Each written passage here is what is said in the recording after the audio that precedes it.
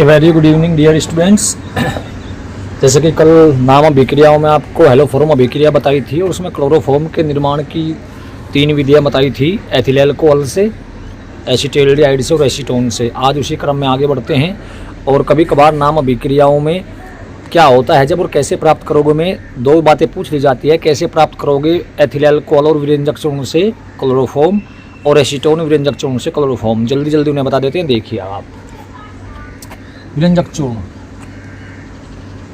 CaOCl2 जैसे ही जल से अभिक्रिया करेगा तो बेटा 2H और आपका 2 एक O ये हो जाएगा, एक O ये। इस O को भी आप ये मानो, ये O को उठा के यहाँ रख दो तो 2H 2 ये हो गए, यानी 2OH हो गए। वे तो जुड़ जाएंगे कैल्शियम के साथ में, क्लोरीन बाहर निकल जाएगा, यानी CaOH ट्वाइस प्लस Cl2।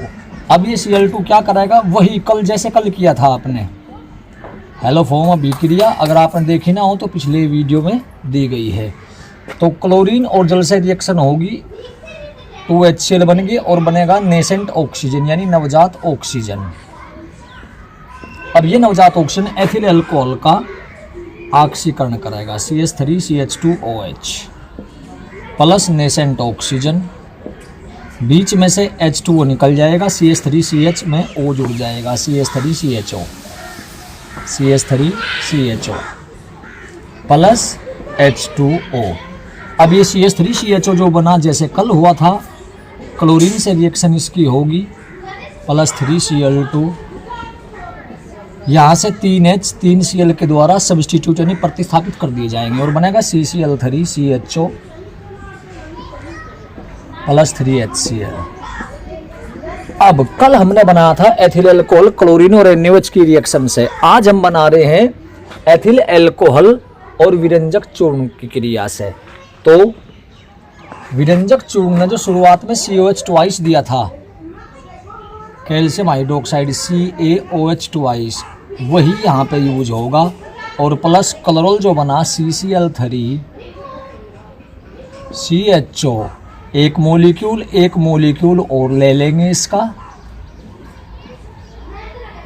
ये आपका क्लोरोफॉर्म CHCl3, ये भी आपका क्लोरोफॉर्म CHCl3, बाकी HCOON ने 2 बने आपके क्लोरोफॉर्म के molecule plus HCOO twice Ca। दोबारा देखिएगा, विरंजक चूर्ण और एथिल अल्कोहल से, विरंजक चूर्ण की एथिल अल्कोहल से क्रिया कराने पर क्लोरोफॉर्म प्राप्त हो जाता है।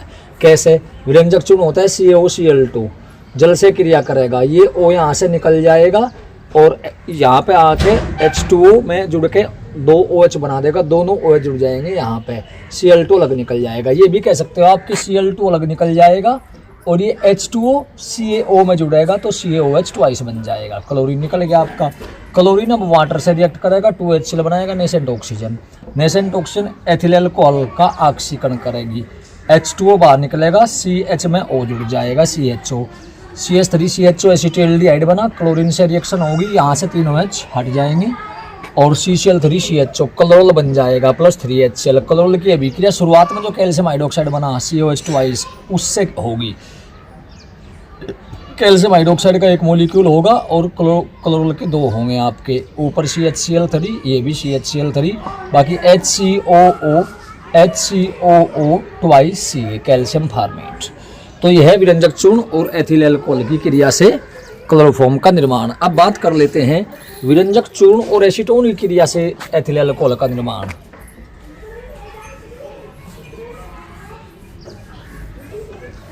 विरंजक चूर्ण और एसीटोन से पहली रिएक्शन कॉमन रहेगी, क्लोरीन बन जाएगा। दूसरी रिएक्शन में क्लोरीन जो है वो एसीटोन पे अटैक करेगा। बिल्कुल जो हेलोफॉर्म अभिक्रिया थी यहाँ के बाद में वही सिस्टम होता है। 3Cl2, यहाँ से 3H, यहाँ से 3Cl, 3HCl, जो 3Cl बचे वो यहाँ पे आके जुड़ जाएंगे तो बनेगा CCl3COCH3 ट्राईक्लोरोएसीटोन। ट्राईक्लोरोएसीटोन की जो कैल्शियम हाइड्रोक्साइड बना है उससे रिएक्शन होगी प्लस CCl3COCH3 और यहाँ भी CCl3 COCH3, क्लोरोफॉर्म बन गया। ये भी CHCl3 और बाकी CH3COO,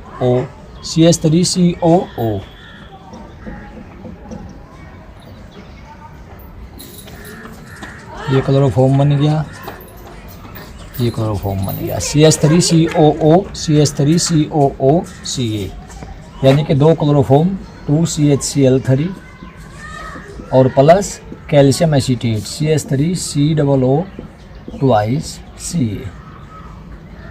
तो यहाँ पे विरंजक चूर्ण और एसीटोन की एक साथ अभिक्रिया कराने पर भी क्लोरोफॉर्म प्राप्त होता है। तो ये है क्लोरोफॉर्म बनाने की प्रयोगशाला विधि। अब बात कर लेते हैं क्लोरोफॉर्म की कुछ रासायनिक अभिक्रियाएं तो बहुत सारी हैं, लेकिन उनमें से जो कॉमन रासायनिक अभिक्रियाएं हैं आपकी, वो बात कर लेते हैं क्लोरोफॉर्म की। एक रिएक्शन तो है आपकी कार्बिलेमीन अभिक्रिया। बोर्ड में आ रहा क्या पूरा? हाँ, आ जाएगा। कार्बिलेमीन अभिक्रिया,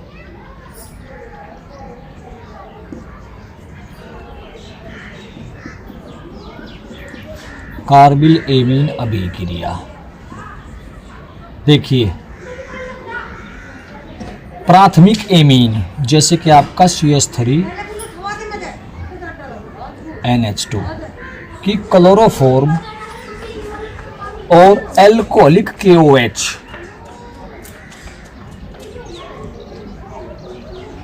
ये KOH कैसा है? एल्कोहलिक के साथ गर्म करते हैं। तो ध्यान दीजिए आप, 3 Cl हैं, 3 ही K हैं। ये क्या बन गया? 3KCl। 2 H यहाँ से जाएंगे बाबू, 1 H यहाँ से, 3 H हो गए, 3 ही यहाँ पे OH हैं, 3 H 3 OH यानी 3H2O। बचा क्या? यहाँ पे CH3N बच गया, यहाँ पे C बन गया CH3NC plus 3KCl plus 3H2O। यह मेथिल आइसोसाइनाइड, मेथिल आइसोसाइनाइड। तो क्या कह देंगे? प्राथमिक एमिनो की क्लोरोफॉर्म तथा एल्कोहलीय KOH से अभिक्रिया कराने पर अत्यंत दुर्गंध युक्त पदार्थ आइसोसाइनाइड प्राप्त होते हैं। इन आइसोसाइनाइडों को कार्बिल एमीन और इस अभिक्रिया को कार्बिलेमीन अभिक्रिया कहते हैं। यानी आइसोसाइनाइड क्या है? इनको ही हम कार्बिलेमीन कह देते हैं। क्या कैसे कहेंगे? प्राथमिक एमीन और क्लोरोफॉर्म व एल्कोहलिक KOH की अभिक्रिया कराने पर अत्यंत दुर्गंध युक्त पदार्थ कार्बिल एमीन प्राप्त होते हैं, या आइसोसाइनाइड कह देंगे। अत्यंत दुर्गंध युक्त पदार्थ आइसोसाइनाइड प्राप्त होते हैं। इन आइसोसाइनाइडों को कार्बिल एमीन और इस अभिक्रिया को कार्बिलेमीन अभिक्रिया कहते हैं। आगे चलिए, प्राथमिक एमीन आपका एनिलीन भी ऐसा ही है।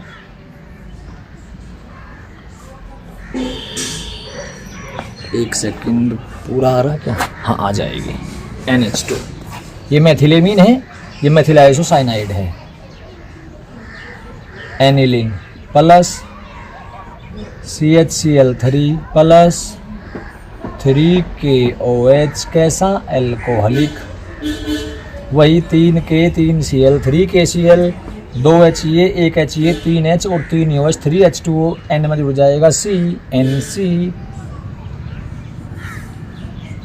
C6H5NC phenyl isocyanide plus 3KCl plus 3H2O। अब पूरी देखें, प्राथमिक एमिनो को क्लोरोफॉर्म तथा एल्कोहलिक KOH के साथ अभिकृत कराने पर अत्यंत दुर्गंध युक्त पदार्थ आइसोसाइनाइड बनते हैं। इन आइसोसाइनाइडों को कार्बिल एमीन और इस अभिक्रिया को कार्बिलेमीन अभिक्रिया कहते हैं। जैसे एग्जाम्पल क्या दे देंगे? मेथिल एमीन की क्लोरोफॉर्म एल्कोहलिक KOH से क्रिया कराने पर मेथिल आइसोसाइनाइड प्राप्त होता है, या फिर एनिलीन की क्लोरोफॉर्म और एल्कोहलिक KOH से क्रिया कराने पर फेनिल आइसोसाइनाइड प्राप्त होता है। दोनों ही क्लोरोफॉर्म रिएक्शन में ये काउंट की जाती हैं।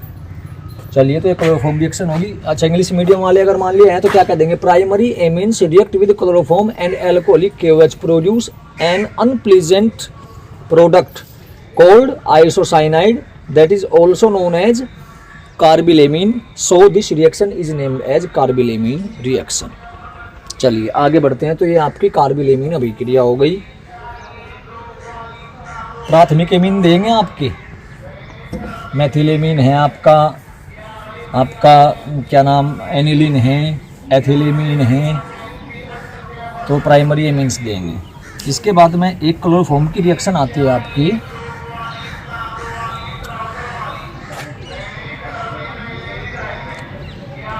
नाइट्रीकरण, क्लोरोफॉर्म का नाइट्रीकरण, नाइट्रेशन, नाइट्रीकरण। देखिए जब क्लोरोफॉर्म की नाइट्रिक अम्ल से क्रिया कराते हैं, नाइट्रिक अम्ल का सूत्र जानते होंगे HNO3। समझाने के लिए लिख लूँ बेटा HONO2, HONO2। बेटा यहाँ से H हटेगा, यहाँ से OH, क्या बन गया आपका H2O, बाकी CCl3NO2, CCl3NO2 प्लस H2O। इसका नाम क्लोरोपिकरीन, क्लोरोपिकरीन। आंसू गैस के रूप में भी इसको यूज कर लिया जाता है। तो इसका नाम है 1,1,1 ट्राई क्लोरो 1 नाइट्रोमेथेन या क्लोरोपिकरीन। एक दूसरी रिएक्शन आती है इसकी एसीटोन के साथ अभिक्रिया। देखिए एसीटोन से इसको हमने बनाया भी था, एसीटोन से इसको बनाया भी था। अब एसीटोन से क्रिया, ये भी बहुत इंपॉर्टेंट आ जाती है इसकी।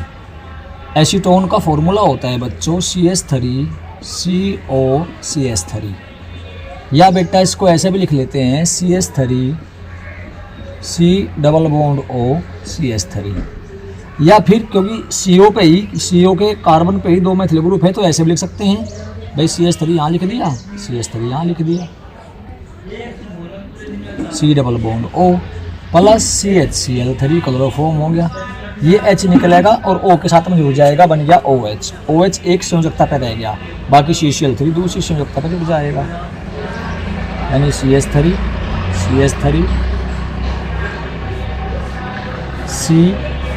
COH CCl3।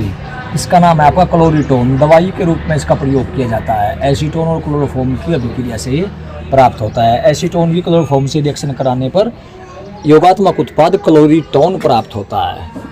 क्लोरोफॉर्म की का नाइट्रीकरण करने पर या नाइट्रिक अम्ल से क्रिया कराने पर 1,1,1 ट्राई क्लोरो नाइट्रोमेथेन प्राप्त होता है, जिसे क्लोरोपिकरीन भी कहा जाता है। हालांकि इस रिएक्शन को आप दूसरे रूप में भी लिख सकते हो, ऐसे लिखोगे तो भी कोई दिक्कत नहीं है, क्योंकि वो तो हर राइटर का अलग अलग थोड़ा सा वेरिएशन दिखाने का काम होता है। वे दिखाते हैं CHCl3 ऐसे लिख लो, H को ऊपर जोड़ दो, CCl3 को नीचे जोड़ दो, बात तो वही है। लेकिन बहुत बार क्योंकि मैंने इसको ऐसे क्यों बताया जैसे ऊपर लिखी गई है, ये वो इसलिए बताया है बेटा क्योंकि बहुत बार रिएक्शन ऐसे लिखी मिलती है क्वेश्चन बैंक वगैरह में, तो बच्चा ये सोचता है यार ये कौन दे दिया, अरे भैया एसीटोन और क्लोरोफॉर्म ही है ये आपका। तो ये हुआ आपका एसीटोन के साथ में क्रिया। चलिए एक रिएक्शन इसकी और देख लेते हैं, राइमल्टीमैन अभिक्रिया।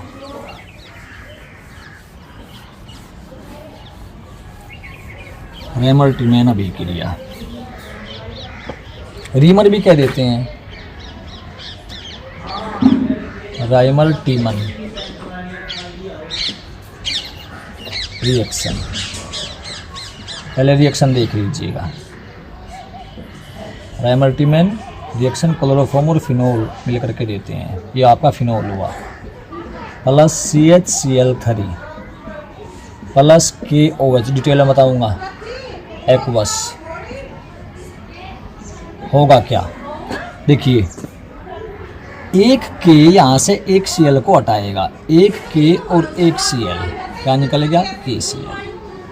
इस कोने पे जो H है वो OH के साथ में हटेगा, इस कोने वाला जो H है वो किसके साथ में हटेगा, OH के साथ में। यहाँ पे H है इस कोने पे, तो वो हटा OH के साथ में, क्या निकलेगा आपका H2O। बाकी ये कोना खाली होगा, कार्बन रह गया, यहाँ पे जुड़ जाएगा जो यहाँ से बचा था CHCl2।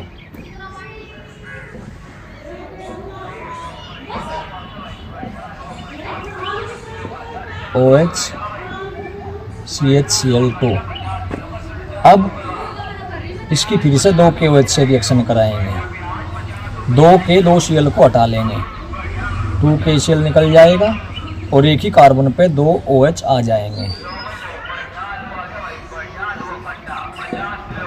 OH और ये CH के ऊपर 2 OH आ गए। और ध्यान रखिएगा जब भी एक कार्बन के साथ में 2 OH आ जाते हैं तो वो कंपाउंड अस्थाई अनस्टेबल हो जाता है। अनस्टेबल हो गया तो अब स्टेबिलिटी गेन करने के लिए क्या करता है, वाटर मॉलिक्यूल रिलीज करता है। ये OH हो गया और ये आपका H हो गया, H2O, बाकी रह गया CHO, salicyl aldehyde. Salicyl aldehyde plus H2O, salicyl aldehyde, salicyl aldehyde. तो क्या कह देंगे, फिनोल को क्लोरोफॉर्म और जलीय KOH के साथ अभिकृत कराने पर सैलिसिल एल्डिहाइड प्राप्त होता है। एल्डिहाइड के निर्माण की अभिक्रिया को ही रिमल्टीमैन अभिक्रिया कहते हैं। और इस रिएक्शन में अगर यहाँ CHCl3 की बजाय CCl4 ले लिया जाए तो यहाँ CCl3 आएगा, यहाँ 3 बार OH आ जाएगा और यहाँ COOH आ जाएगा, सैलिसिलिक अम्ल बनता है, वो भी रिमल्टीमैन रिएक्शन होती है। तो क्या कह देते हैं दोनों को कंबाइंड रूप से कि फिनोल को क्लोरोफॉर्म और एक्वस KOH के साथ अभिकृत कराने पर सैलिसिल एल्डिहाइड प्राप्त होता है। लेकिन यदि इस अभिक्रिया में क्लोरोफॉर्म के स्थान पर कार्बन टेट्राक्लोराइड प्रयुक्त किया जाता है तो सैलिसिलिक अम्ल प्राप्त होता है। यह अभिक्रिया ही रिमल्टीमैन अभिक्रिया कहलाती है। चलिए वीडियो काफ़ी ज़्यादा लंबी ना हो जाए, नहीं अभी टाइम है तो दूसरी रिएक्शन भी समझा सकते हैं। चलिए दूसरी रिएक्शन समझा दूँ।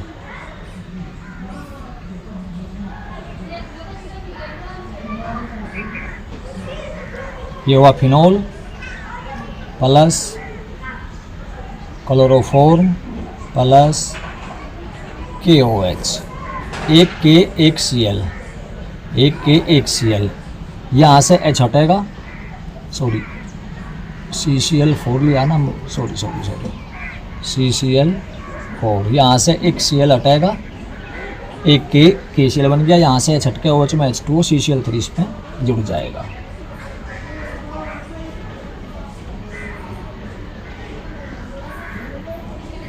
OH CCl3, KCl हटा और H2O हटा यहाँ से आपका। इसकी अभिक्रिया फिर KOH से कराएंगे, जितने Cl होंगे इसमें उतने ही KOH। ऊपर 2 Cl थे 2 KOH लिए, 3 Cl हैं तो 3 KOH, 3 के 3 Cl को हटा लेंगे और जो तीनों OH हैं वो एक ही कार्बन से अटैच हो जाएंगे।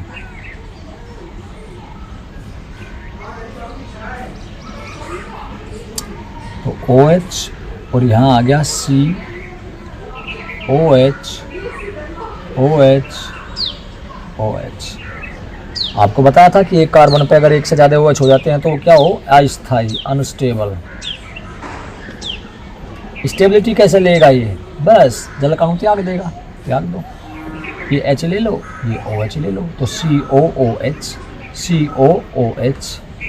सैलिसिलिक अम्ल, सैलिसिलिक अम्ल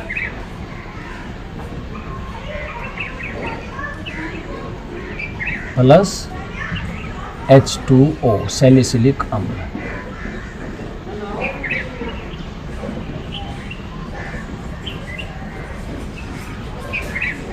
अब आ जाइएगा, मान लिया आपसे पूछता है कोई रिमल्टीमैन अभिक्रिया क्या है। रिमल्टीमैन अभिक्रिया क्या है, फिनोल को क्लोरोफॉर्म और जलीय KOH के साथ अभिकृत कराने पर सैलिसिल एल्डिहाइड प्राप्त होता है। इस अभिक्रिया में क्लोरोफॉर्म के स्थान पर कार्बन टेट्राक्लोराइड प्रयुक्त करने पर सैलिसिलिक अम्ल प्राप्त होता है। इस अभिक्रिया को ही रिमल्टीमैन अभिक्रिया कहते हैं। होता क्या है, फिनोल की क्लोरोफॉर्म से क्रिया कराएंगे, KOH से एक Cl एक K के साथ में हटेगा, KCl निकल गया, CHCl2 रह गया, यहाँ से H हटेगा, OH में H2O, CHCl2 यहाँ जुड़ जाएगा, 2 KOH से रिएक्शन कराई, 2 K 2 Cl को हटा लेंगे, 2 OH यहाँ पे जुड़ जाएंगे, एक कार्बन पे 2 OH हो गए तो अस्थाई हो गया। स्थायित्व प्राप्त करने के लिए OH और H यहाँ से H2O निकल जाएगा और बाकी सैलिसिल एल्डिहाइड CHO बन जाएगा। अगर कार्बन टेट्राक्लोराइड ले लें CCl4 तो वही KOH से रिएक्शन कराएंगे, एक K एक Cl को हटा लेगा, CCl3 रह गया, यहाँ से H हटेगा, OH में जुड़ के H2O निकाल देगा, CCl3 यहाँ जुड़ जाएगा, CCl3 की 3 KOH से रिएक्शन कराएंगे, 3 के 3 Cl को हटा लेंगे, तीनों OH कार्बन पर जुड़ जाएंगे, अस्थाई होगा, जल का अणु छोड़ेगा, OH और H तो क्या रहेगा COOH, तो ये आपका सैलिसिलिक अम्ल बन गया।